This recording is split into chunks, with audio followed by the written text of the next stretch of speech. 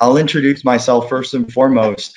My name is Wesley Alvarez. I'll be your moderator today. I'm the Director of Academics at EC-Counsil, and I'm based here in Tampa, Florida, and I have the privilege of leading EC-Counsil's academic division. So that's over 2,500 colleges and universities that all focus on cybersecurity education. So from skill development to stackable credentials and certification to emerging technologies that we support many institutions for. It's really an exciting role to be in, and it's a privilege to be here with you today. And I'm looking forward to some of the great topics we're going to discuss.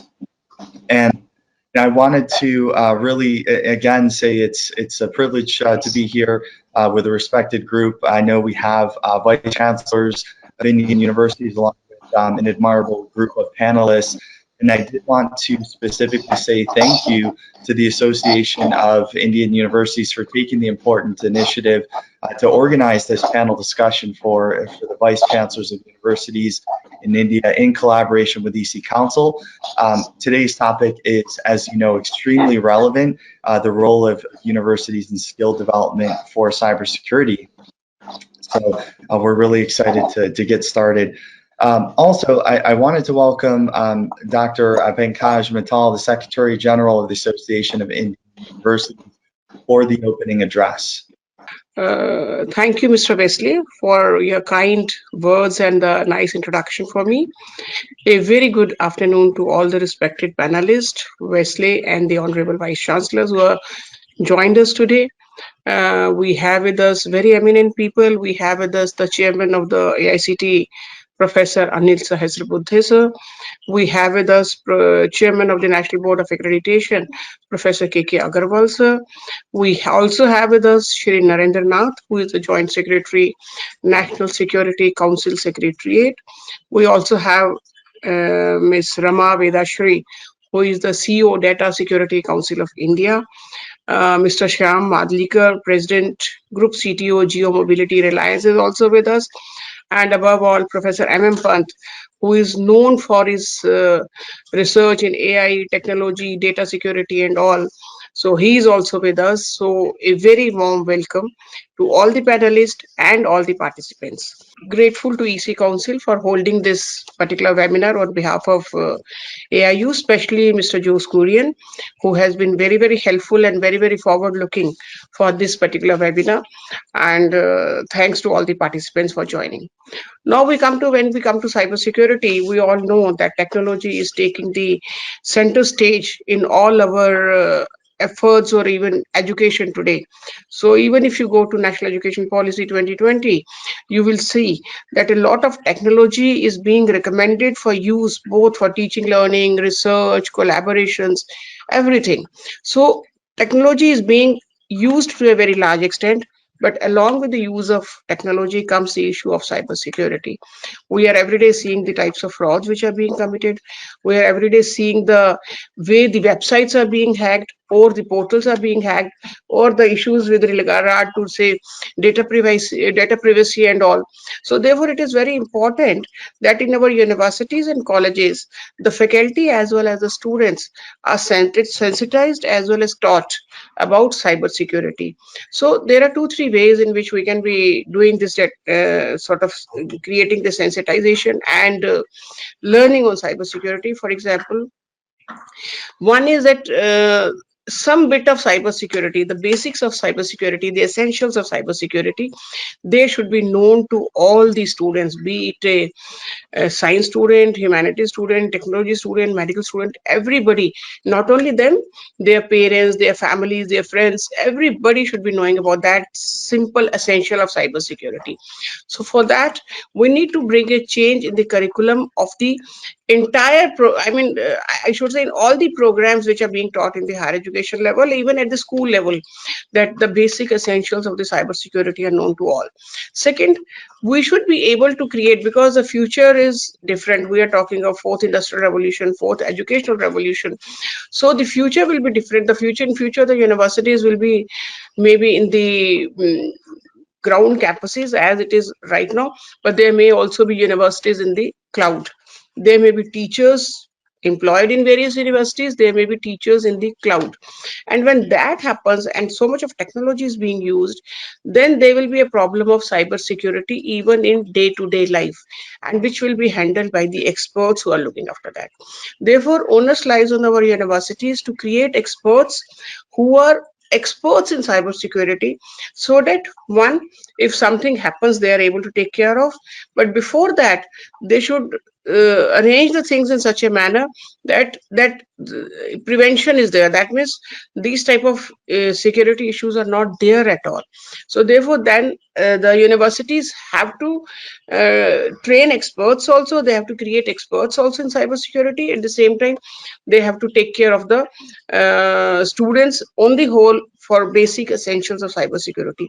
And thirdly, in the university governance, the university, when it is governed, we are seeing that the websites of the universities are hacked, portals are hacked, some nonsense things are coming into the portals, and the data which is kept in the cloud for most of the universities now, that at times becomes, I mean, it is very difficult whether data breach is there or not.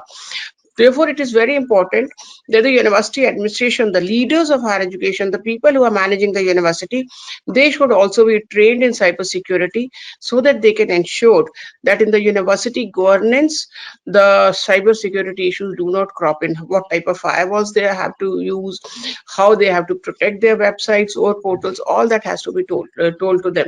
So therefore, in the universities, for the students as basic essential, for creating experts in cybersecurity, and also in university administration, cybersecurity plays a very, very important role. And keeping this in mind, when Mr. Kurian approached us, we said, yes, this will be a topic which will be much sought after by our vice chancellors, leaders, faculty members. And therefore, we arranged a very good panel. You will see when the panel discussion goes on, we have a very good panel who will be discussing on all these items, on all these issues, so that we know that what is happening in the field of cybersecurity and how to create experts who are in cybersecurity, and at the same time how to protect our universities. So all the best to all the panelists for a very, very fruitful discussion. I'm sure this particular webinar will go a long way in creating a cyber secure campus. Thank you very much. Thank you. We would like to thank the advisory committee who helped us formulate today's subtopics for the panelists, planning the panel and also discussing the sequence of today's topics and sessions. So those people include Dr. Amrenda Pani, our Director of Association of Indian Universities, also Dr. Manoj Gayer, the Director of IIT Jammu, Dr. Rajshri, the Vice Chancellor of Dr. APJ Abdul Kalam University. We have Professor Anil, the Chairman of AICTE. Professor Anil has served as several important academic research and administrative positions at the Indian Institute of Science, Bangalore, Tata Consulting Engineers, Northeastern Regional Institute of Science and Technology, and many institutions. Whenever EC-Counsil has approached Professor Anil, he's given us time and valuable inputs, which we certainly appreciate. We acknowledge his efforts in upskilling students during the pandemic and launching a free AICTE website that students can access free courses offered by many institutions. Thank you for being part of this panel today. Thank you very much.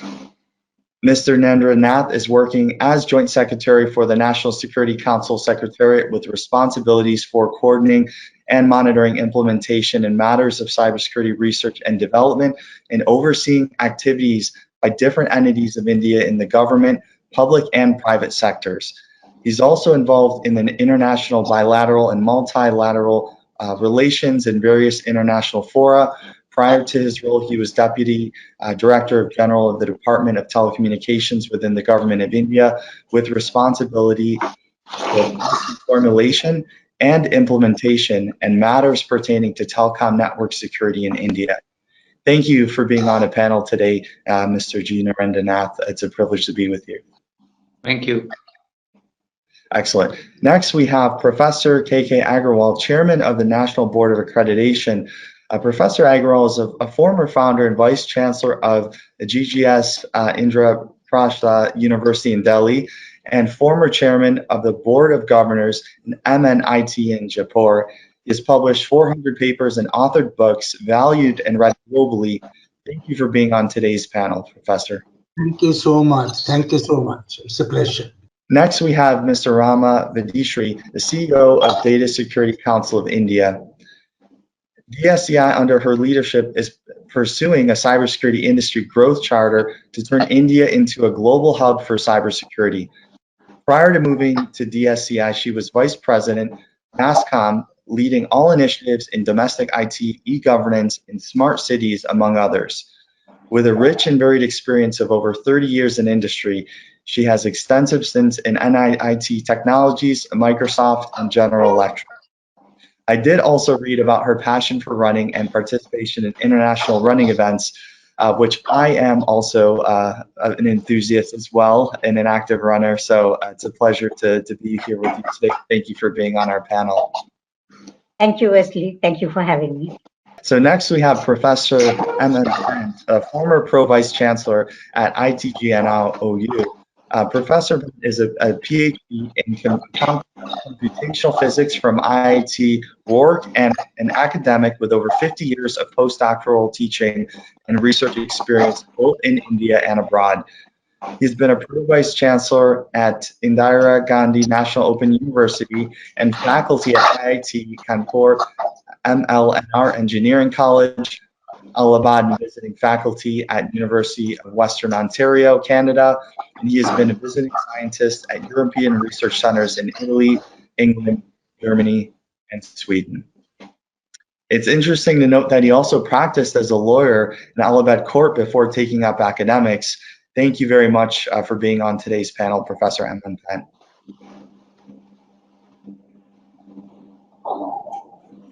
Moving on, last but certainly not least, we have Mr. Shyam Mardikar, President of Group of CTO Mobility, Reliance Jio. So Mr. Shyam is responsible for Reliance Jio's mobile network and leads the network design and transformation towards making Jio's mobile network fully converged, programmable and future-ready services for 5G and IoT. A thought leader in telecom, he's led many innovative changes across his technology career. His previous stint includes CTO for Airtel's mobile network, where he was responsible for network strategy, technology development, and operations for Airtel's mobile network, and CTIO for the Labara Group in UK, where he led implementation and execution of the company's technology strategy operations across its 7 countries. Thank you for being a part of this panel, Mr. Shyam Mardikar. Thank you, Wesley. Thanks a lot. Wonderful. So moving on, our first panelist we'd like to invite to speak is Mr. Shyam. Mr. Shyam, you're from industry. We'd like to know what the industry outlook is for cybersecurity talent in India. Sure, Wesley. Thanks for having me here. First of all, a privilege to be part of this. Starting with the context itself, I think before we get into the skill set part of it and people part of it, I think one of the most important part to highlight is over the last few years, cybersecurity itself has kind of morphed into a very critical. This discipline we all need across industry, across all the industry, not only in the larger communication ecosystem, which is telecom and internet, but all across, including government organizations, industry verticals like medicine, manufacturing, commerce, banking, education, travel, so on and so on. I think we need people with basic knowledge, specialized knowledge, and super specialized knowledge. And in past few years, and especially in last 2-3 years post-pandemic, the word digital maturity, of which security is such an embedded component of, is no more a luxury or an aspiration, but it's actually a bare-bone existential necessity. Now it is playing a big vital role across industries. And to understand this, we need to understand that how has this changed. I want to take a minute before we get to the people part of it or the skill set part of it, because unlike a decade back or even earlier years, it's not a bolt-on capability now, which actually works as an afterthought post we deploy our systems or post we deploy our networks or post we deploy our applications. It is now actually defined within the design itself as the native component of the system, and for all right reasons. 2 fundamental things or fundamental paradigm shifts actually that are leading this metamorphosis are, first is this whole overarching concept of virtualization that is getting all pervasive. And again, unlike yesteryears, this is not servers getting distributed across different cities or different geography, which is what most of us understand of virtualization. It is about now the whole 9 yards going on the cloud. The compute going on the cloud, the storage going on the cloud, the application going on the cloud. And managing this kind of hyper complex and hyper distributed system where you can't kind of ascertain from where the source or sources, it could be multiple sources of any transaction. The only possible way is to embed the security architecture inside the system itself. And I think the easiest way to give an analogy about it is we are now trying to create what we can call as the amygdala of the digital system, which has those fight and flight responses on a reflex, on an intuitive capability, which is deeply embedded to handle any attack within the system itself. That's the first part of it. And second part of it is this whole concept of zero trust security, which is coming in. And this is coming in because unlike past, the definition of perimeter within a secure zone is finished now. There is no perimeter. And you call about, for example, all of us today. I mean, in at some point on some other universe, this conference would have been totally physical. All 6 of us, 8 of us, 9 of us have been sitting in a secure conference room talking about this, having this panel discussion. Now today, we are from all parts of the world, connected on all sorts of systems and bearers with all sorts of devices and applications. And we really do not know how this whole data is getting consumed, getting routed. And so this actually creates this concept of zero trust security. And this operates at all the 3 levels. The human, how do you multi-level authenticate and make sure that when we call Wesley coming in, it is Wesley coming in. The machine itself, which is my laptop or your laptop or our mobile, how do we validate that? Do we put a compartmentalized security model inside? Or even the application itself. What is the application which is running this meeting? Is this application actually having more hooks into some other cookies, into some other applications within the system which it can access, influence, or capture going forward? So to make sure that all of this work, to make sure that we power this amygdala in next 10 years, 15 years, whether it is only getting bigger and complex, we need highly pre-skilled professional work. And that is actually of paramount importance. I think very right subject to kind of emphasize that. But what is needed, and a lot of it is happening also already, because we go and hire people across Indian universities for sure, and some skill sets abroad as well, is going to the universities which have this inclusion of key fundamentals of cybersecurity baked into their undergrad and postgrad courses. And I think these key fundamentals actually prepare the students, prepare the undergrad and postgrad students both for getting a big career into cybersecurity. Now, unfortunately, the system, the whole ecosystem around security is changing so fast, evolving so fast, and becoming so broad that the only right thing I believe personally we can do is to make sure that we teach the students fundamentals and concepts of it in a very strong manner. And then those fundamentals will act as a foundation when they hit the industry, when they start working, when they start creating detailed specialization plans around it.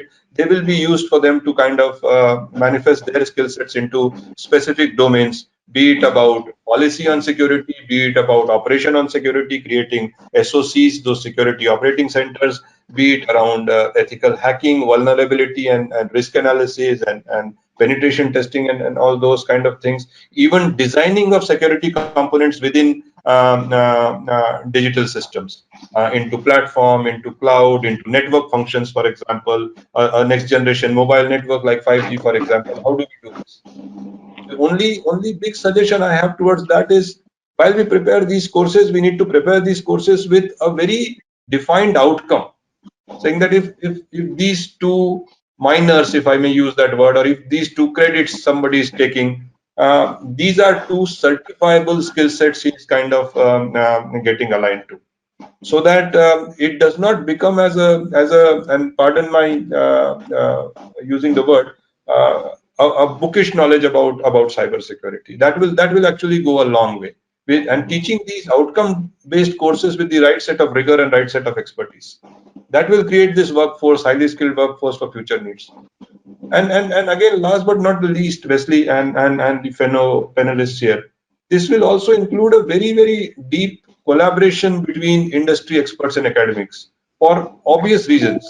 Reason number one is the speed at which this domain is changing and evolving.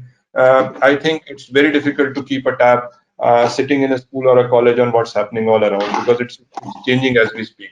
Not only the technology part, the application part, the execution part, the whole framework itself is evolving so fast. So that's the first part of it.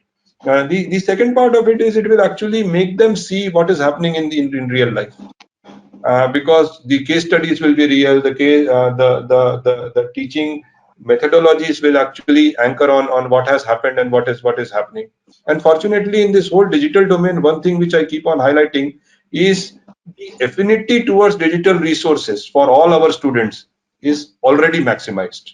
I mean, they are already digital natives. Their usability and their use of anything on mobile is better than any one of us who kind of joined the industry 15 years, 20 years, 30 years, or 40 years back. And these digital natives are actually very well poised if we give them the right direction, if we give them the right and relevant skill sets and the right motivation to drive this, because this would be needed going forward. And if this collaboration between industry and academia happens, the relevance, the real life touch points, the fast evolution and march of technology, all of this will become relevant. And this cross pollination of thoughts and ideas will also take back to the industry. People can take back to the industry to design the right set of systems. So I think it's a both way win-win from that perspective. So summarizing 3 or 4 very clear points. Point number 1, I think we cannot under-empathize the relevance, the value, and the scale in which security workforce or security professionals should be needed going forward across all domains of industries, technology, government, everything else. Second is the way to do it is to create very clear outcome-driven fundamental courses wherein every course actually equips him for one particular concept, right from cradle to grave, also ability for him and confidence for him to use this in real life. And third is do this with a very cross and deep collaboration between industry skill set or industry leaders, so that the knowledge always is real life, is relevance, and it is a very seamless transition for the so-called professional before he becomes a professional from his college or school directly into the academics. He can hit the ground running, so as to say. So these would be my submissions, Wesley. Would pause here. Thank you. Wow, thank you very much for that perspective.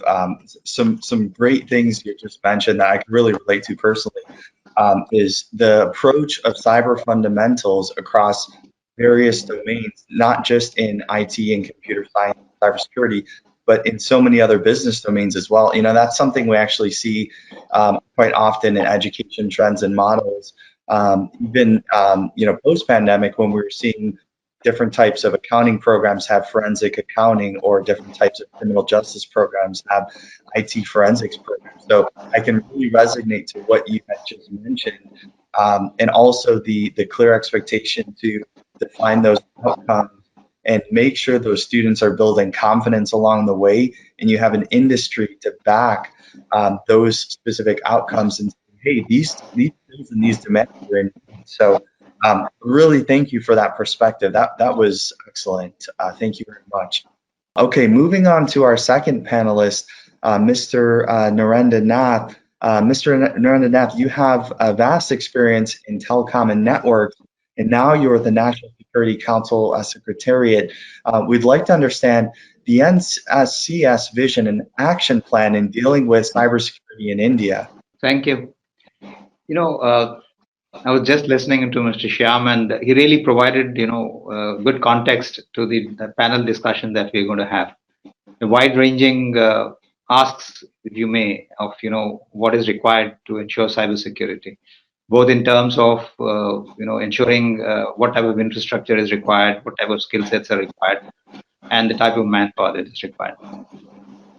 From our office, we take a holistic view of what is required to be done across government and the private sector. And one of the things that comes to mind is if you have the right people in place, all other things fall into place. They talk of resources, the technologies that are required, the implementation, the operation, all of that is taken care of. So the most important part is to have the right persons in, and that's where we talk in terms of cybersecurity. Once we have the right people with cybersecurity skills and vision in place, I think everything else is taken care of, and that's where the universities come into place. Challenge here is that I'll come to the challenge here is you have a 4-year program that we do at the undergraduate level, and when you look at the curriculum, it's already loaded with people trying to learn the basic skills. How do we tweak that to ensure that cybersecurity also gets addressed? The skill sets, I will say the knowledge part of it and the skill sets part of it gets addressed at that point. One of the things is, I think when we talk in terms of secure design, when we talk of development of softwares, we talk in how do you have secure design. So one concept, and many a time, and recently we were piloting a project, and when the discussion started, you find that people have been talking about what are the features that software should have. It's trying to address some problems. But then after the first meeting, we stepped back and said, let's look at security as also a feature requirement. And then, when we start designing, we said that security is also a basic feature requirement in addition to others. And then that's where the dialogue happened, discussions happened. And the whole concept of how the solution is architected, both in terms of the hardware deployment, in terms of the software deployment, the architecture of the software, got defined right at the beginning. From that experience, I say that when you design the curriculum for the undergraduate programs, I think security also should be incorporated as one of the requirements of basic software, writing software, and that's where that can happen. And from our perspective, I think that is where we expect the vice chancellors who are part of the audience that we have today would look at this aspect and see how do we tweak the curriculum to incorporate these aspects. Having said that, I think we will require post the graduation, we will require skill sets, because the academic rigor, academics basically gives you the broad range of skills, because a candidate is not really aware of where he gets into the industry, or what you would say that where does he get pigeonholed into the industry. And when you get into the particular pigeonholing of in the industry, that's where you develop the skill sets that are required for that particular pigeonholing that's happened, and that's where the training comes in. So I think it's a both part. You have an academic program that tries to look at all aspects that are required for him to fit into the industry, as Mr. Shyam talked about, the basic skills that are required, skills that are required for that particular pigeonholed industry part that is there, that is required to be built up in the academic community. There are some challenges that from where we observe. We have, let's say, when we have incidents that happen, and we find that how do the companies handle the incidents? We find there's a big lack of skill sets about how to handle incidents. Many a time there's an infestation, a malware infestation in the organization, and they are not even aware of it.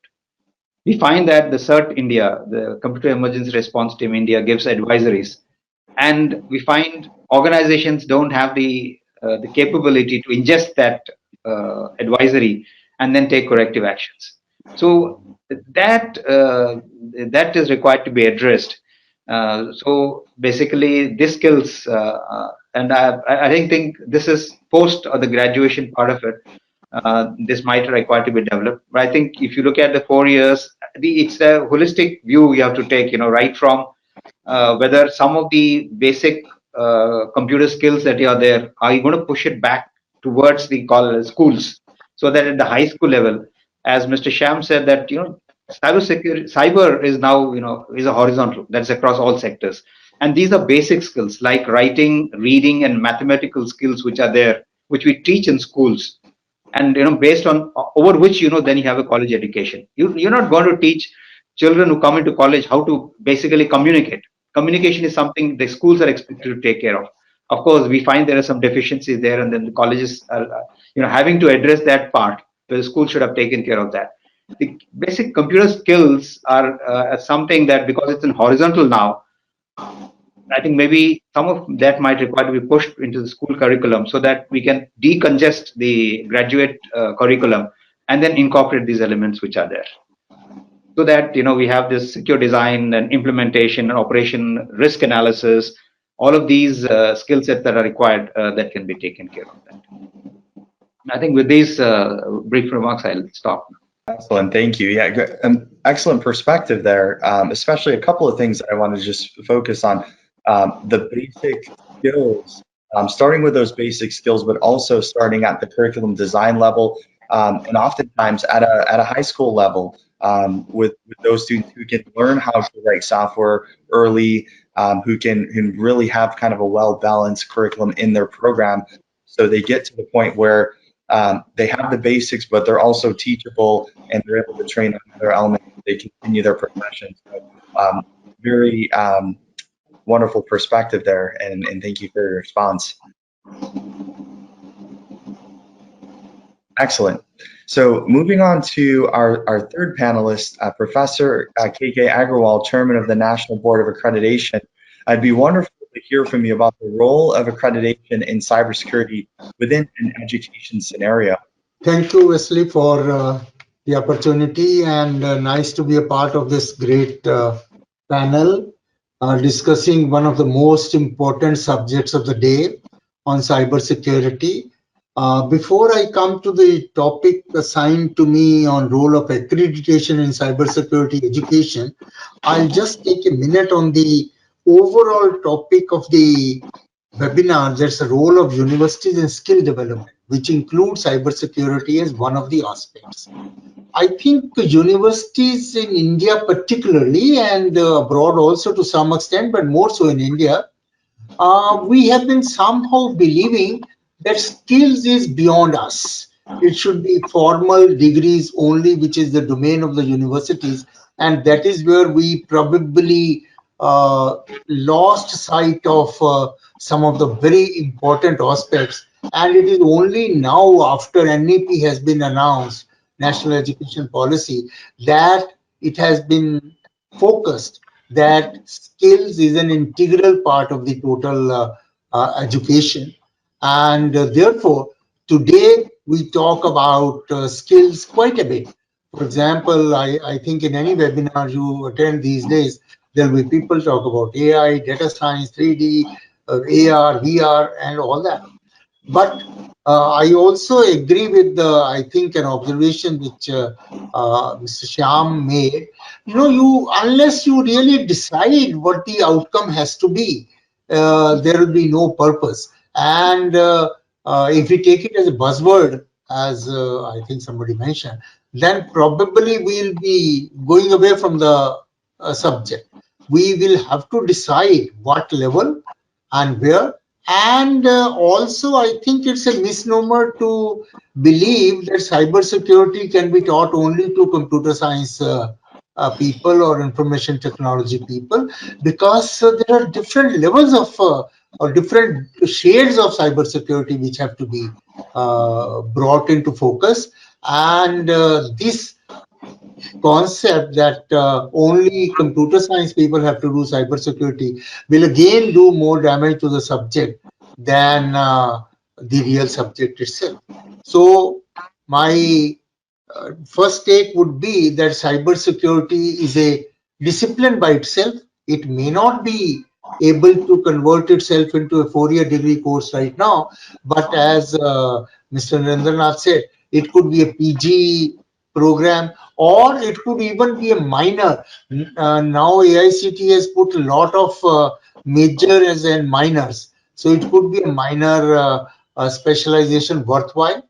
And because there are a lot many eminent practitioners here, I have been a student of quality and reliability. So my point is, we have also to decide how much security where. You don't need the same level of security tools everywhere. For example, when we were doing quality, for example, you don't need same quality for designing a spacecraft or designing a motorbike.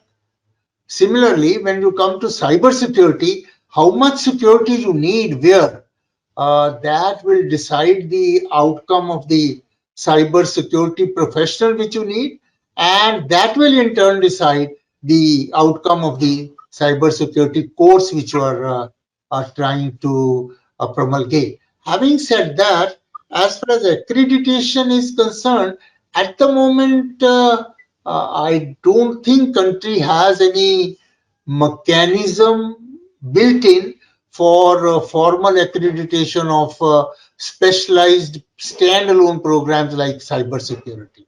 Of course, we will encourage institutions to put in cybersecurity as one of the minor specialization or a few courses, and then we accredit, we take care of it. But a standalone super specialized, or even if I don't use the word super specialized, a standalone program on cybersecurity accreditation doesn't exist as of date. But I agree it will have to be there very shortly, because again, like in all domains, particularly in India, for one good effort we have several bad efforts. So same is happening in cybersecurity also. While some are providing very good trainings, but there are several others who are just doing buzzwords and stop at that. So therefore, accreditation of cybersecurity programs will be required, and first step there would be to define the outcomes of each program, because accreditation is an outcome-based exercise, and this will have to be built in. And the fortunate part is that the national education policy, which has been enforced now, allows us to do that, to build in several specializations interdisciplinary. I mean, cybersecurity course for computer science, but cybersecurity course for commerce student, cybersecurity course for a data science student. All that is now possible, and therefore, if we define outcomes for each particular domain, we will be able to go for the next step of our accreditation.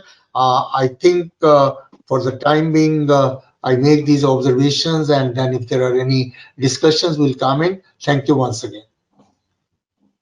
Excellent. Thank you very much for that perspective. And I really appreciate the element and focus on course objectives and outcomes that we've kind of been discussing collectively and what was just mentioned, because it seems like there's a real general theme of career-based education, and there's also topics of minors and concentrations and accelerated tracks that focus on cybersecurity that have a specific segment to really skill people up, and that could be a student or a career changer or whatnot. So really great perspective, and I enjoyed that response. Thank you very much.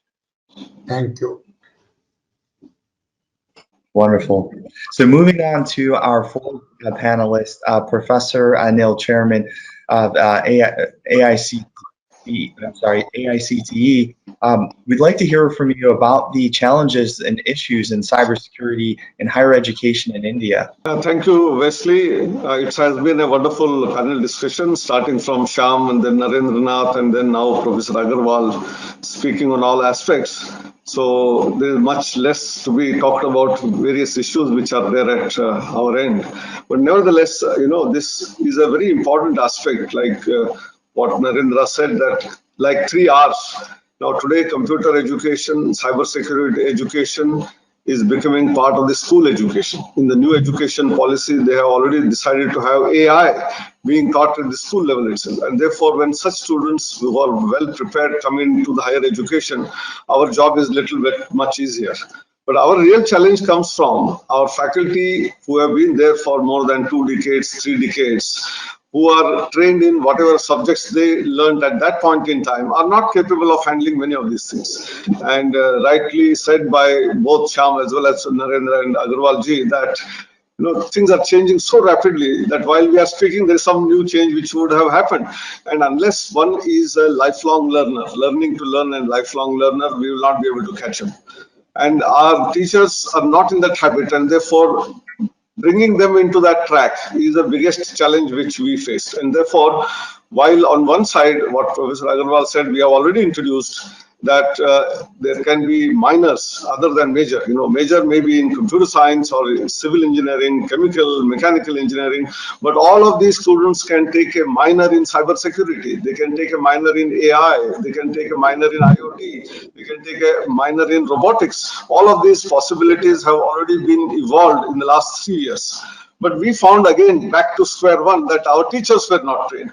So in a very big way, we started our programs of faculty development program in all the emerging areas, including cybersecurity. And I'm very happy that despite pandemic, when our face-to-face actual training sessions stopped, we started on an online mode like we are meeting today, exactly the same way, and full 5 days of training on all of these various emerging areas, including cybersecurity, we have started training. And we are very happy that more than 3 lakh teachers, 300,000 teachers are trained in the last 2 years. This is a major record that we have created in an online mode of education for educating teachers first. And once teachers are given that brief, they can further enhance their skill sets by going into practical aspects of it, finding out solutions, and then bring it to the classrooms. And that is how slowly and steadily all the students are getting engaged in that. But very interestingly, I find some of our high school students, they write a mail to me as the chairman of AICT that I have started working on cybersecurity when I was 13-year-old. Today I have 18 and I have written 2 books on cybersecurity. Can you imagine a student of 18 years who is a grade 12 who has written a book on cybersecurity? And I asked him to give a webinar for all our engineering students, and he delivered a 1-hour talk, including question answer session beyond that later 1 hour. So we have huge talent, and to tap this talent, we have another area which we have started off in the last 4 years, and that is Smart India Hackathons. We give challenging problem statements, ask students to give the solutions for whatever those problems, and they work it out in the form of a 36-hour non-stop hackathon, and then those solutions are adopted. And this is where this whole potential of making use of young generation who are so tech savvy is very, very helpful for the nation. And that's why on one side, creating a course content, a minor degree in cybersecurity of 18 credits, 6 courses of 3 credits each. And what Shyam said is very, very important. It is not just theoretical. There must be practical aspects of that. Maybe some exercise where they actually will include into a system like ethical hacking, or create a multi-level authorization system so that the your internet will not be intruded by an outsider, attacks are avoided. All of that is important because we know about malware, phishing, ransomware. All of these are creating problems all over the world. Our economic systems, it's forget about the software and the hardware which is there, but even connected ones, because of IoT today, whether it is an automobile which is being driven using internet and all these services, or whether it is a spacecraft or an aircraft, I think someone may intrude and take the divergent route. Actually, these are all possibilities, and terrorist attacks can happen, and therefore cybersecurity has multiple dimensions, and that's why all of this has to be part of the not only coursework but give them exposure of hands-on training. And that's why another aspect is internships. So we have been appealing to the industry. Shyamji, you must also propagate this idea that you must provide internship opportunities. Saying that the students are only getting theoretical knowledge, they are not knowing, doesn't make any sense unless industry comes forward and provides them an opportunity to spend about 6 months in an industry. We have made mandatory 6 months internship. So a student has to go. We were not able to get as many internships as we desired. Today we have about 12.5 lakh, that is 120,000 is what is the number of internships which we provided this year. Out of those, 1.2 million which we are available, but our requirement is more than 7 million. So I think we have to catch up. 5 times more number of internships are also required. So curriculum revision, faculty development, faculty training, internships, I think if you work all together, including Smart India Hackathon, I think we will create the world which is going to be cyber secure in the future. That's all I can say. And it is our joint responsibility of the academicians, the industry, the government. The laws are to be made to see to it that the people who do such kind of crimes, we have seen even eavesdropping types of. And unless there are strict laws, we will not be able to prohibit that. I think that's all I would like to say in the beginning. Wow, thank you very much. Some excellent key points there that I wanted to just focus on for a moment. So first off, really the industry of cybersecurity is a lifelong learning industry. So I really appreciated that concept. And is it requires a lot of focus is what you'd mentioned in terms of faculty development. But with a lot of these emerging technologies, with AI and machine learning and cloud and IoT and more, those faculty, making sure we have skilled faculty to be able to really properly teach students is so critical. Especially students at the high school level, where you're talking about those different types of hackathons and having those opportunities where students really find their passion on what they want to do in cybersecurity. It's something that we focus on at EC-Counsil quite a bit, so I can definitely relate to that. So yeah, I really enjoyed that response, and those key points I think were excellent. So thank you very much. Okay, great. So moving on to our fifth panelist, Ms. Rama Avadishri, CEO of Data Security Council of India. Today, all of the universities and educational institutions are having a large amount of data with regard to student details, research, and more. So it's important that these data points are protected with the highest priority. So from the perspective of your office, would you be able to highlight the data security policy implementation in academic institutions in India? Thank you, Wesley. It was wonderful listening to all the senior panelists. I mean, particularly Mr. Madikar and Mr. Narendranath set the context on why there needs to be a real mission mode approach to cybersecurity talent development to mitigate the cyber risk and also meet the industry needs. Since I'm supposed to focus on the data security policy, the first thing I would say is that in addition to cybersecurity, privacy as a new opportunity area for talent and skills development needs to be taken up.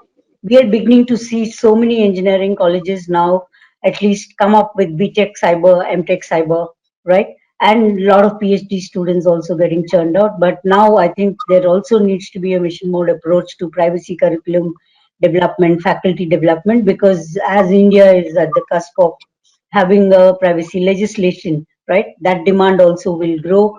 Right now there are a lot of professional certifications that are happening, including DSCI does something, a lot of other organizations like IAPP also do, but integrating privacy curriculum. Now coming to the data part, the two things I would like to highlight is any academic institution, whether it's schools and particularly universities, in the new scheme of things, would be one of the largest data controllers or data fiduciaries, because they will have, first of all, so much workforce in terms of the faculty. So even as an employer, they will have those obligations, but also the students, and there's so much of sensitive personal data that is gathered, because in terms of scholarships, their economic income, there are a lot of other information also that is gathered apart from just the demographic information. So I think having a robust privacy policy and implementation program, security, I'm sure at least the large universities and engineering colleges are giving enough attention to their networks and the security, but having a comprehensive privacy program, the way now banks or telecom sector, they're not waiting for a law to be enacted. They've already started all the groundwork to get ready. So universities need to give that attention.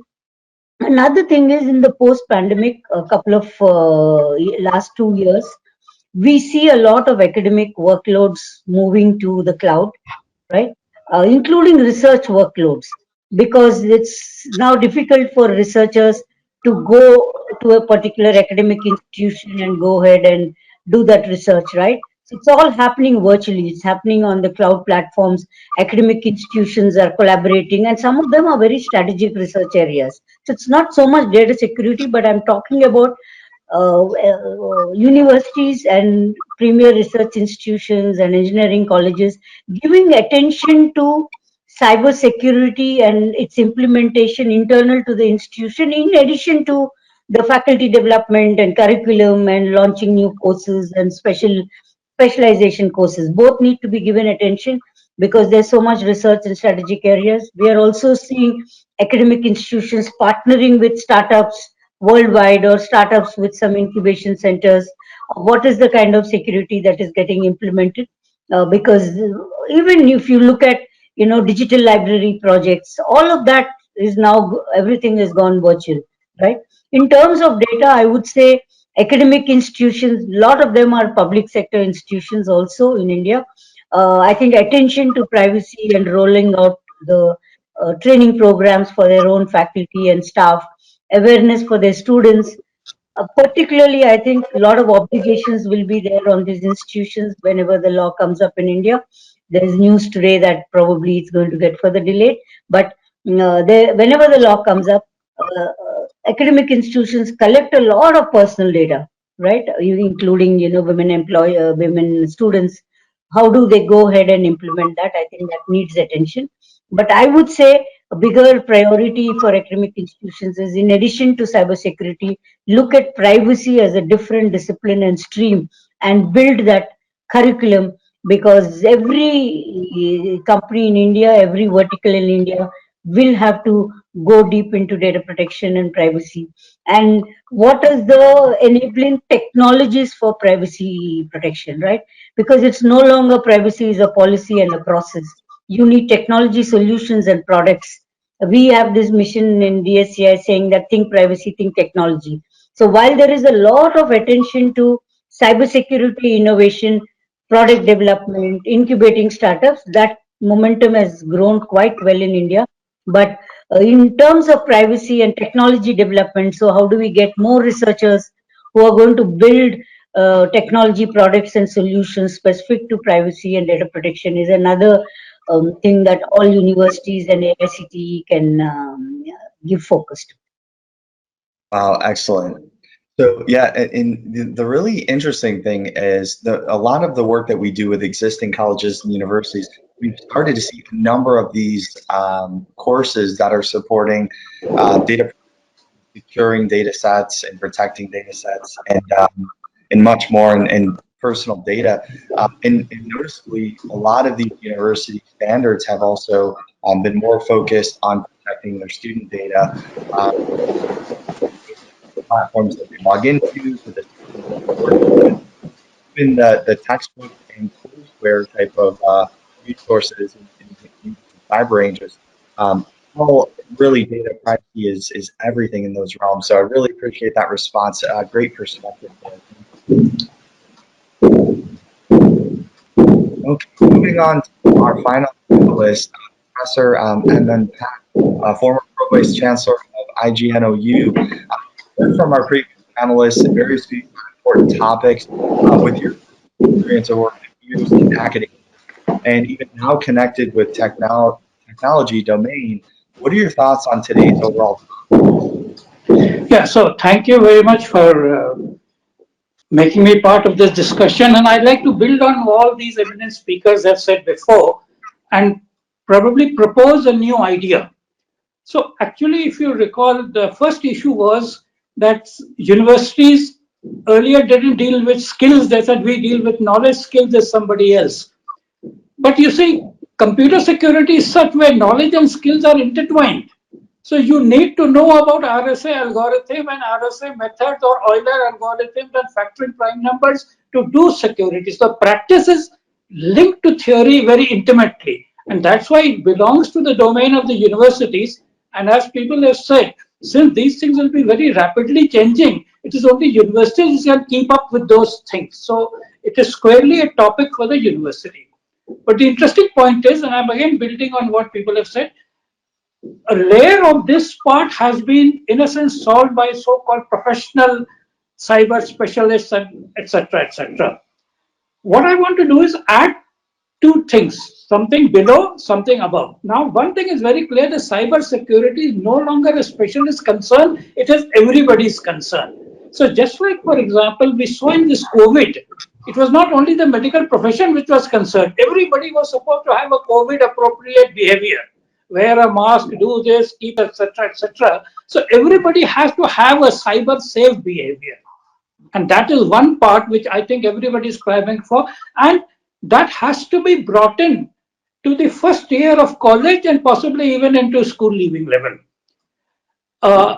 And then there is another part which we have not talked over here is that the limits to current cybersecurity. Now, all of you are aware that quantum computing and quantum algorithms and Shor's algorithm will break this overnight. So I want to add this thing, and I want to go by a kind of a framework which is a level-based framework. So let's not call them certificate, diploma, etc. And this has been, for example, if you look at the earlier software thing, CMM level 1 to 5, that showed the maturity of an organization in terms of software. In terms of autonomous cars, you have level 1, 2, 3, 4, 5, they are geofenced and this is transition, etc., etc. Most interesting and the most comparable issue is learning a language. Now, when you look at language, you can have academic programs in the language, you have a BA, master's, etc. But more important is the functional ability of the language. So, for example, TOEFL, IELTS, so many other exams, they look at your functional ability with the language. So, this is somewhat very similar to security. You need to know the basics of language, but you must also be able to use it practically in both receiving things and production skills as well. So reading and listening are like reception skills, but writing and speaking are production skills. So you have to be both security active and passive, etc.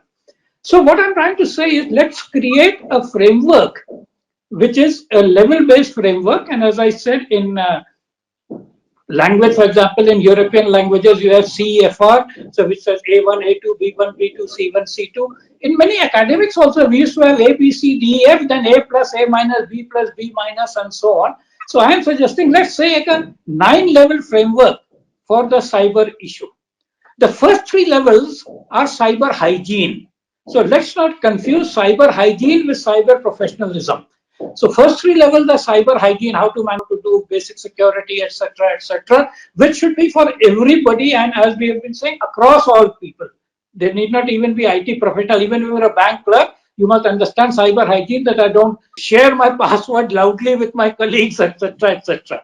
So 3 levels could be that.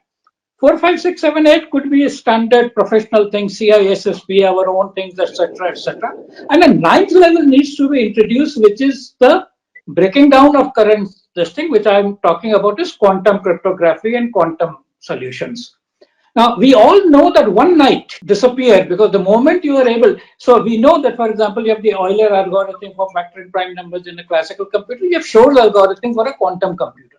Quantum computers today are not stable, and therefore that is the hope. But how long is it? 5 years, 10 years today? Or who knows, in 2 years some genius may not bring it a new method. People are already working on room temperature computing. People are already working on various other kinds of things. So I am proposing this 9-level kind of a thing. And now many people have come up to this, the learning outcome, etc. What I'm saying is, don't worry about the curriculum and accredited curriculum.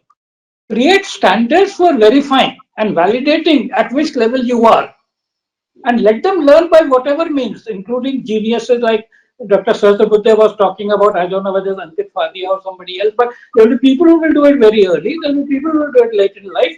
You are only interested in the outcome being achieved by whatever method. Of course, traditional methods should be there, people should incorporate it, but a large number of it will have to be eventually AI powered and self-learning driven. Thomas Frey, futurist, has said very well, if we try to insert a teacher between everything we need to learn, we will never have enough possibilities. We will always have a shortage of teachers, mismatch of teachers. So AI powered, and it is very interesting because we have our AI brethren who are doing this.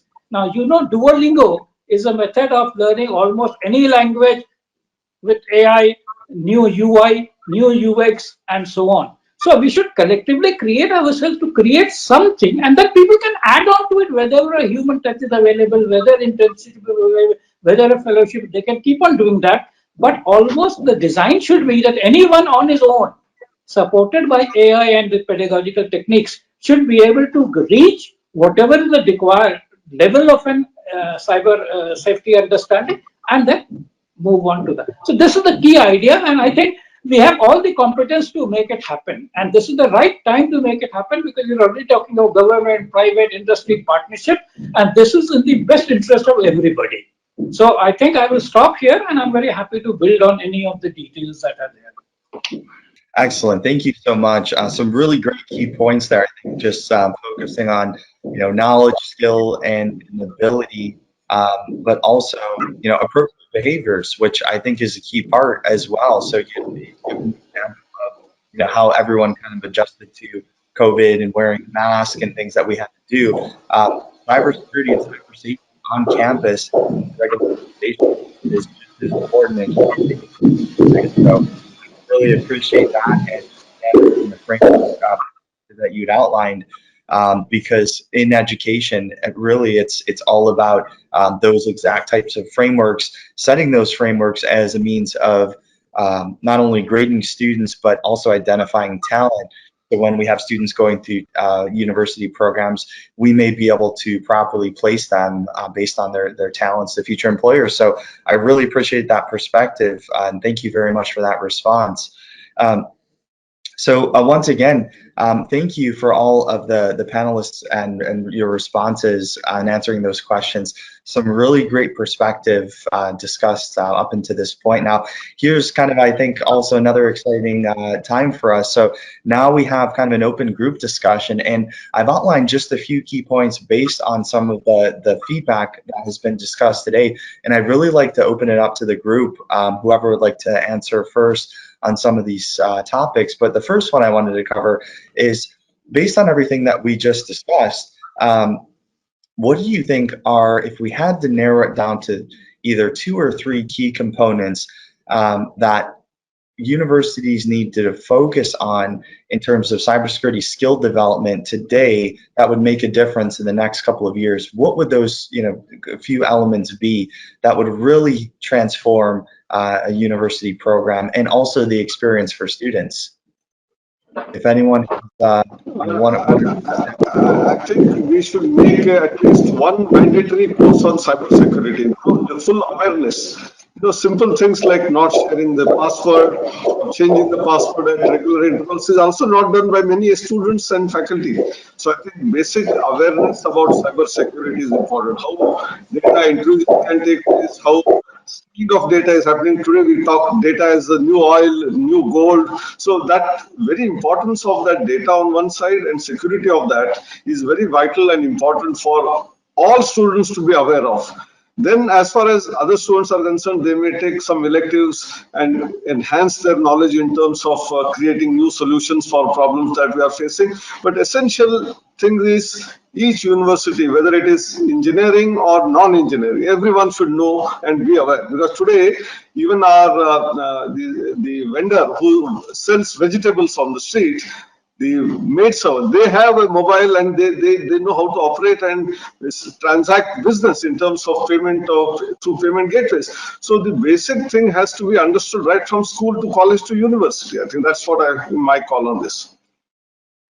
Yeah, excellent. Thank you, Professor Mill. I think that's wonderful, especially that cybersecurity for everyone approach. If you think of student orientation at a university, even freshman orientation, where they go through all of the processes, some of the institutions we work with really started to make cybersecurity a core function of that freshman orientation experience, which covering basic concepts like you just discussed, securing your password or being on social media, etc. Yeah, it's a lot of what's going on. I think a perspective. So we developed this document 2 years ago and have given to all colleges to adopt. Oh, that's wonderful. This is now 3rd year actually. We have been monitoring what they are doing. Many of them are still not doing. That's a different part, but at least we have been attempting at it. That's excellent. Any other thoughts before we move on to the Yeah, next I topic? want to say something. We have a very interesting situation. We have to train a lot of people in a very short time. This is like what you call an impulse in science. Now, the point is this cannot be done by the trickle-down effect, that I train 10 and then 20, etc., etc. And I have come up, this is purely not published anywhere yet, I have come up with the idea of a learning prescription. So just like we do self-medication ever so often, we go and get paracetamol, anacin, aspirin. Nowadays it is Dolo 650. Everybody is getting that. So if educators can make a curated list of the YouTube videos, the Medium articles, the Wikipedia articles, and so on, and just say, go ahead and just read this. So if you want to have some idea, then beyond that, if you get a teacher, very good. If you have a colleague, very good, very nice. But let this be a so even earlier we used to give reading list in university level courses. Now you can almost for everything have a set of YouTube videos, a set of Wikipedia articles, a set of Medium articles, sort of this thing, and they will wonderfully explain, and you can go up to the level that you want and how level you need to go. So, for example, how to make a password secure. Now, depending upon you, so you can give you have three combinations, this, that, you can go all the way to permutation combination, you can go all the way to this thing. So, I think this is one of the methods. Rather than a course, etc., we should create a whole bunch of resources available, curated and maybe commented by people so that they are valuable and useful and open things. So like we have talked about open educational resources and so on, but with focused learning outcomes. I call that a learning prescription. So I have created learning prescriptions now. So if you want to see what the world will be like in 2040, I have a set of articles which will give you what the world will be by 2040. If you want to look at this, is a learning prescription. Now, if for everything self-learning may not be adequate, then you decide to move on. But if your basic curiosity is satisfied and if you are already educated enough, you might be able to follow that. So learning prescriptions is a very interesting idea which I have come up, and I have created a few of them as exemplars. Thank you. Yeah, that's actually a brilliant idea, actually, because as we said, as I said at the beginning, the current curriculum that is already packed. How do we? And one of the things is the cyber hygiene part of it. The levels he was talking about, the cyber hygiene part of it should be taken care at the school level. It should be taken care at the school level. And the second is this curated list he's talking of. But one is, all these people who it's not mandatory. But still, we would like all of them, when they get into their own businesses or into industry or to academia, they should have those skill sets and the knowledge that is required.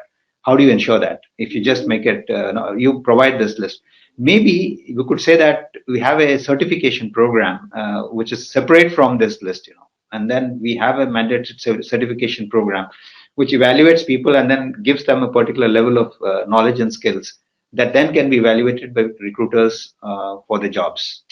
It could be anywhere, across the academia, industry, or anywhere. And that could be a way forward. That way, we could decongest some of the learning that happens in the university. There are some credits. I don't recollect the name that we give to those credits. Where you don't get. They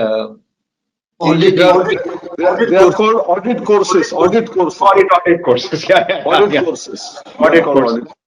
Yeah. So some of this curated learning that is being talked about could be some sort of an audit course, but still we should have a mechanism for certification so that people who take them on board, know that they have these necessary skill sets.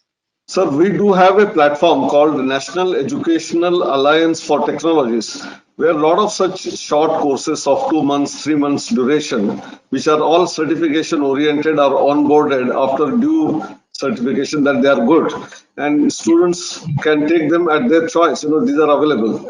Along with that, there are a large number of courses available on the MOOC platform, Swayam. So there is no limit for learning. Actually, it's the interest. And that's why I said in the first year, if you create that awareness and interest and leave it, they will do it on their own, many of these things. Just building on what Dr. Sastravudde said and Mr. Pant said, I think 2-3 very key items I couldn't resist highlighting here is the point which he mentioned about the faculty being outdated. I think one of the, in fast changing arenas like this, I think one of the first most important thing to change is to train the trainer itself. And again, I think unless we have and I merge it with what Dr. Pant said on the accreditation part of it, I think the first person who should be accredited before giving a course is the trainer itself. Are we looking at actually certifying the teachers before they go and teach hundreds and thousands and tens of thousands of students information security or cybersecurity or privacy? So I think if we start doing that, I think the quality and the baseline and the raising bar of the education, formal education within university will go multiple notches high if the trainers are trained themselves. And then the second point is, I think we are talking about two different aspects of security here. One, which again Dr. Pant alluded to, is the awareness part of security, which is a basic necessity. like it's basic arithmetic, high school arithmetic, class 10th, everybody needs to know square roots and divisions and all of that. That much has to be taught in school. And I think that should be different from the specialized security domain wherein you're talking about very, very deep technology thing. And how do we create a clear demarcation between basic awareness, which has to be certified before the people get out of school, and then getting into specialized courses. And lastly, how do we're talking about the supply side of getting this whole thing done. Demand side, as in, why would as a student I would get hung up on getting a security course? What value add is it going to give me in the long-term career? I think, for example, why do people go for engineering and medicine or law for any other professional courses? Because there is a career at the other end of it, and there is a glamour at the other end of it. I think somehow we have either put this whole part in the realm of science fiction or something which is too complicated and nerds or geeks. People only, you can see people in dark rooms in TV serials doing that. Somehow we have to demystify this as a normal, conventional, white collar, professional technology job where people actually can get seduced, if I may use the word, to actually join this particular stream and get into specialists. So working on how students can get viewed, working how teachers can get kind of up in their skill set and refreshed. And end of the day, how can we create a basic awareness? I think if these three tenets, if we start working on, I think over next 2 to 3 years as a country, I think we will raise the bar in this gamut big time. That's my submission.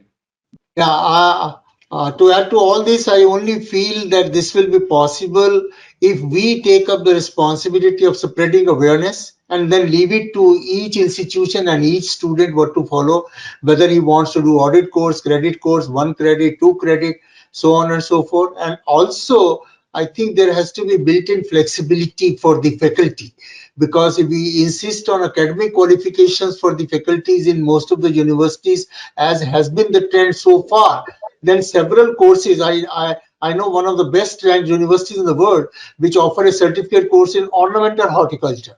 Now you can't get a PhD in ornamental horticulture to teach that. So similarly, when we talk about these new technology courses, just as the country has now started professors of practice or something like that, I think that will have to be promoted much faster and in a much more flexible manner. So, Wesley, I just wanted to add a few points. In addition to what all the panelists said, the important thing is I think there are a lot of more platforms, including, NASCOM has this Future Skills platform, where how can we have some special courses which will become the bridge courses, whether you are a student or you are a working professional, in the 1 to 5 years kind of a working professional. How do you build those bridge courses so that the skills development happens? And another point is, if you're now looking at what are the future priorities for academic institutions and universities, I think even where a BTech cyber or MTech cyber has proliferated, how do you look at some areas of specialization, whether it is application security, infrastructure, or network security? 5G is something, another area. OT, I think while there is a need for more infusion of cybersecurity in the regular engineering management streams, but it's also MBA kind of disciplines.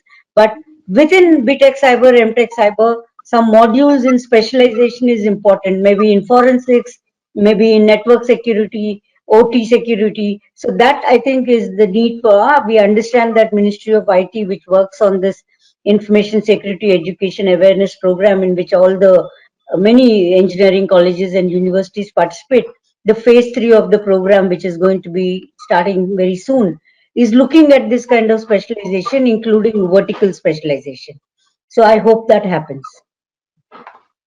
Yeah, these are all excellent points. Thank you all very much. I think from a lot of the discussion in terms of having various learning prescriptions to cyber hygiene, when that should be implemented at, what's the difference between kind of a basic awareness and then moving on into a specialization, all the way down to faculty development and flexibility.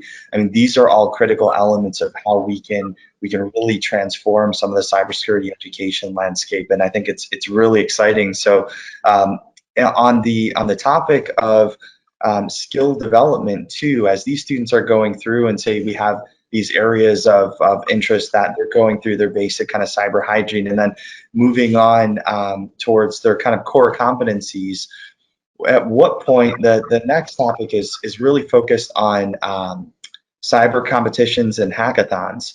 So at what point do you think students could be ready to participate in a cyber competition or hackathon?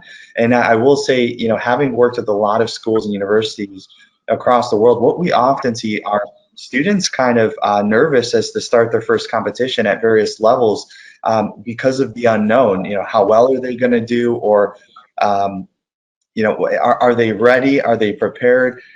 What point do you all think that students should be able to confidently engage in a hackathon or a cyber competition? And then from an organization perspective, what is the value for an organization in maybe recruiting a student that is participating in a competition, improving that skill above others? So I'll just open that topic up for discussion. I'd love to hear thoughts on that. So Wesley, since we host a lot of hackathons, I can share some inputs and also what the industry is doing actually in India. I think hackathons are becoming a big vehicle for talent development and skills development and also hiring.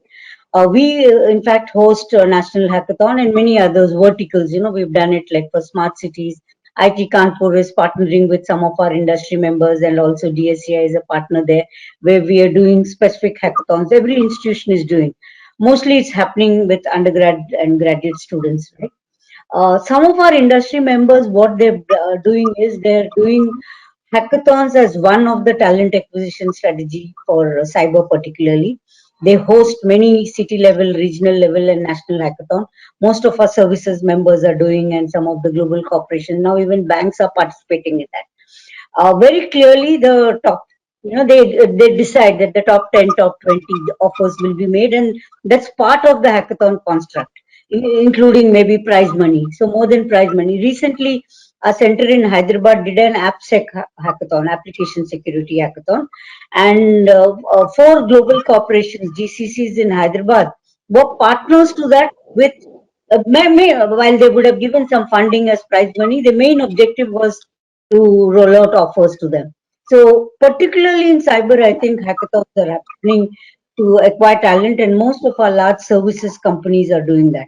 But mostly, I would say it is happening at a college level or young professional working. Banks are nominating their team members. Whenever we do a national hackathon, maybe 70% teams are coming from universities and premier engineering colleges. But we see 20, 30 nominees coming from corporates like Reliance, banks, HDFC, global companies. So user organizations are sending their teams because they believe they'll be able to get that kind of skill sets. So hackathons as a talent acquisition strategy is now becoming a very important factor for at least our IT industry. Yeah, it's actually it's a practical tool for developing skills. I remember when we were at school, we didn't have hackathons, but we used to have debate competitions. And that's where we used to develop our skills about how you actually handle a topic and present your case. Hackathon currently is something similar to that. It provides you a platform. But having said that, my own personal observation, like the standards, standards bodies and all, I've attended a few standards bodies meetings.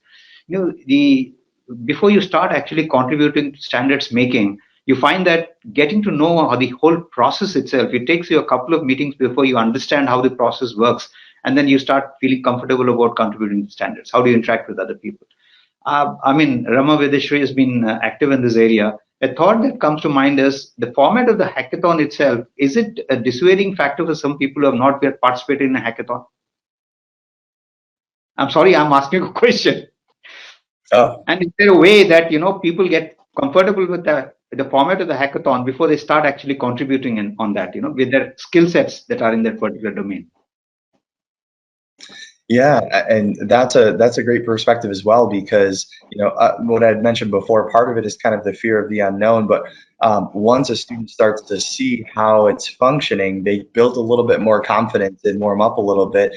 And I will say part of those hackathons and capture the flag competitions and bug bounty types of competitions, the ones that are team oriented, a lot of the great thing about that is those students are working on not only communication skills, but how they interact they're working on time management, they're working on various types of project management, depending how long the competition or the hackathon is. So all of these other great areas that are really essential in working in a team environment are represented in those types of competitions, which I can really appreciate. So yeah, I think to your question, it could be students, it's just unfamiliarity in entering those competitions or entering those hackathons. But I think as these become more common at the high school and the post-secondary level, students are really going to start to see this as a fun and innovative way to really take the skills that they learned and start to put those to the test, but also work in team environments, which I think is great. So Wesley, I'd just like to inform that, our last 4.5, 5 years of experience of hackathons, and each year the numbers are growing, 100,000 to 200,000, 300,000 students applying for those 500 odd problem statements to solve them. And then we have to shortlist to only 10,000. So we have been adopting a methodology of a local level hackathon, college level hackathon, and then you come forward with winning teams to come to the next level. State level hackathon, university level hackathon. I think this is becoming order of the day. And what Narendranath was saying, see, some of them may not get an opportunity at national level, but at least at the state level, university level, they get an opportunity to work in teams, problem solving, time management, communication skills, all of that. What industry wants is a training ground for hackathons. Actually, I think that is where we should go to. And today I receive hundreds of schools asking why they are not permitted. We were only permitting undergrad students. So this year we are going to open to even school students, actually. So that is where the culture is growing, actually. It's not just industry, but at every college, university level, things are happening. So people will get opportunity. I'll just like to add half a sentence here. Hackathon is one of the accepted means by the students, but I also agree that it's not an either or situation. We could have awareness by all means, debates, discussions, seminars, quizzes, case studies, minor projects, and hackathons. So and people should be encouraged to participate at whatever level they feel confident of. It's a situation which requires a massive effort in massive ways, and flexibility left to each student where he is comfortable, I think will have to be the name of the game which we'll have to play. Thank you. So initially when we used to do, participants used to come from the premier engineering colleges in the big cities. But now when, it's already in the 5th or 6th year, we see now a lot of participation from the tier 2, tier 3 cities. And one of the winners this year was from, a university in Dehradun in the national hackathon that we have hosted.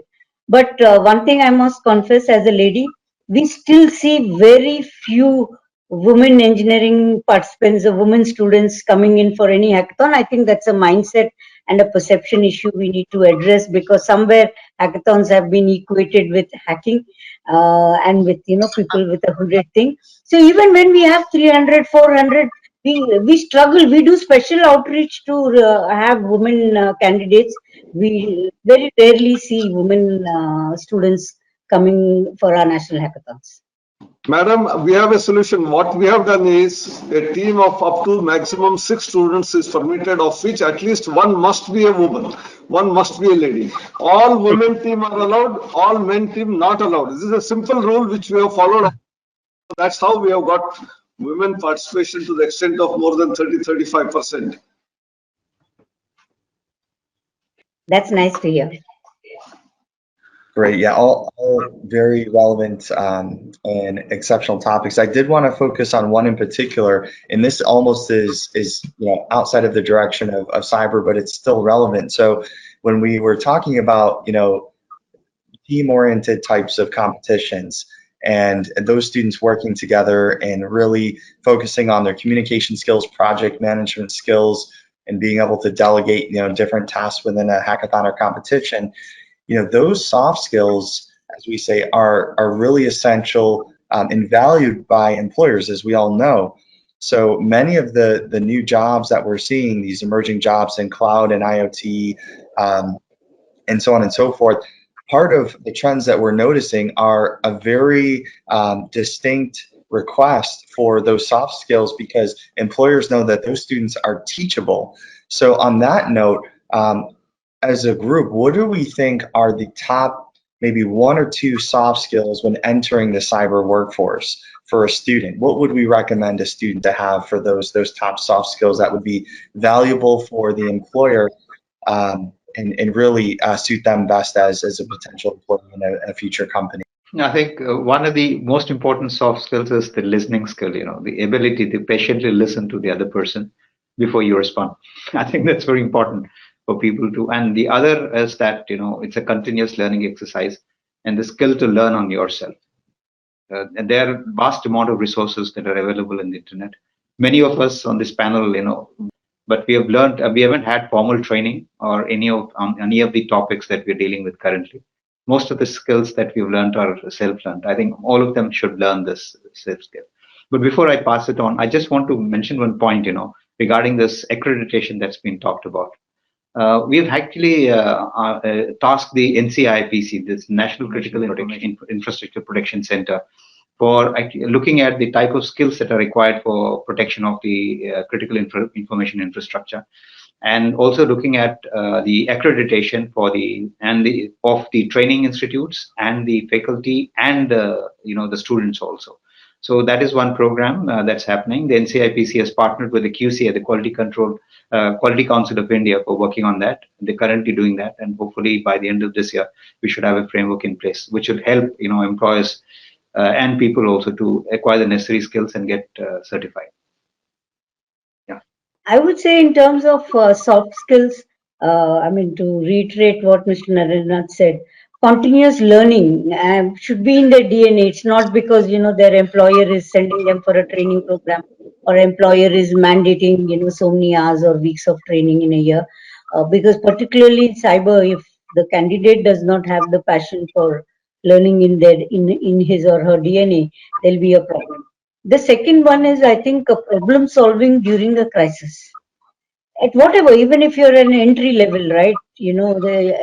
As a network security specialist or a SOC analyst, even at a level 1 or level 2, right? Problem solving during a crisis. These are 2 skills I would say are very.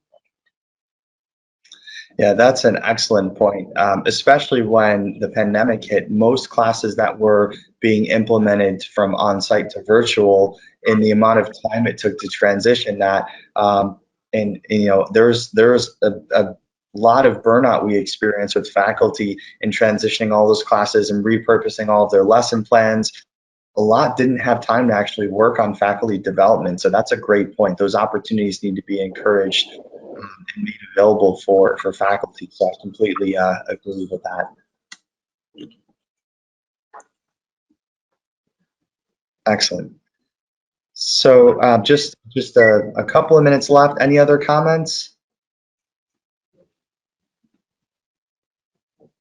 Okay, wonderful. Well, I would like to sincerely thank each and every one of you again for your time and a really valuable and insightful perspective on today's topic. So it's been really exciting to hear, some of this dialogue and the important roles and responsibilities that we rely on universities for in teaching and educating really the next generation of cybersecurity professionals. So it's been a privilege to be here with you today. And as we say in our academic division within EC-Counsil, our motto is it's all about the students. And we spend a lot of time and investment into making sure students are encouraged into STEM careers and cybersecurity education careers. And I know just from the sound of each and every one of you that cybersecurity education and transformation is very near and dear to your hearts. So I really appreciate, again, the perspective today. And all of the insightful information discussed. So with that, I would like to formally close out today's panel session. I would like to welcome Dr. Amrendra Pani, Joint Director of AIU, to say the vote of thanks. Thank you all. You've been a wonderful audience this afternoon. To present the vote of thanks. To begin with, I express my heartfelt thanks to Dr. Pankaj Mittal, the Secretary General of Association of Indian Universities, for her dynamic leadership, guidance provided from time to time during the preparatory stage of this work. As such, Madam is a very, very active and dynamic person who has really given us insight to prepare for the webinar in a structured manner. Thank you, Madam. Thank you so much. I express my gratefulness to EC-Council authorities, their officers, especially Mr. Wesley Alvarez, the Global Director of EC-Council, who moderated the panel discussion with very articulative points, and he asked the simple questions in such a manner to the panelists that really was a valuable contribution. Thank you, Mr. Wesley. And Mr. Jose Kurian, who is the key man behind this show today. He has taken care of all the things for ensuring that the webinar goes in a very, very systematic and successful manner. Mr. Kurian has been putting very hard work assiduously. He is pursuing the things. So therefore, he deserves special thanks, Mr. Kurian. Thank you so much. Our advisory board members, Professor Manoj Gaur, Director IIT Jammu, Madam Dr. Rajashree, Honorable Vice Chancellor of APJ Abdul Kalam University, deserve our thanks for guiding us in preparing the format and framework of this webinar. So many thanks, and their contributions are duly acknowledged. All our esteemed panelists, it was a very, very coveted panel. Esteemed panelists like Professor K.K. Agrawal, Professor Anil Sahasrabudhe, who are really the astute educational administrators, very, very senior academics. And we are grateful to both of them for taking time from their busy schedule and being a part of this webinar, which has really of remarkable significance because cybersecurity issue is important. Sir, your points, your valuable insight will help us in preparing the roadmap for addressing the issue. We have the panelists like other panelists. Yeah, Mr. Shyam Mardikar, President, Group CTO, Geo Mobility, Reliance, who spoke on the industry lookout for cybersecurity talent. He had very nicely explained the need for cybersecurity and the industry expectation. Mr. Shyam has really built a big and a relevant case from the industry and their expectation perspective. Thank you so much. Sri Narendra Nath, Joint Secretary, National Security Council Secretariat, NSCS, who delivered on the vision and action of NSCS plan in dealing with the cybersecurity in India. It was very important to know what kind of vision the NSCS is having to address the problems. So thank you so much. Professor M.M. Pant, former Pro-Vice Chancellor of Indira Gandhi National Open University, who is popularly known for his acumen in integrating the technology issues with the educational setting, technology orientation. We are grateful indeed to Professor M.M. Pant, and especially for delivering some insightful points on how to make cybersecurity effective and how to develop the skills of college students on cybersecurity. Ms. Rama Vedasri Madam, Chief Executive Officer, Data Security Council of India, has delivered on data security policy implication in academic institutions, which is very important because now academic sector is now having big repository of digital data, and issues and challenges are there. Therefore, data security and policy implication in academic institutions is very important. Madam, thank you for your very valuable inputs.